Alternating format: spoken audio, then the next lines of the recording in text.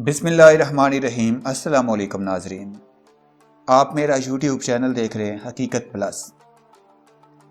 एक खातून किसी मौलवी साहब के पास गई और कहा, मौलवी साहब कोई ऐसा तावीज़ लिख दें कि मेरे बच्चे रात को भूख से ना रोया करें। और मौलवी साहब ने एक तावीज़ लिख कर दिया। अगले ही रोज़ किसी ने रुपयों से भरा थैला इनके सेहन में फेंक दिया। खातून के शोहर ने एक दुकान किराए पर ले ली।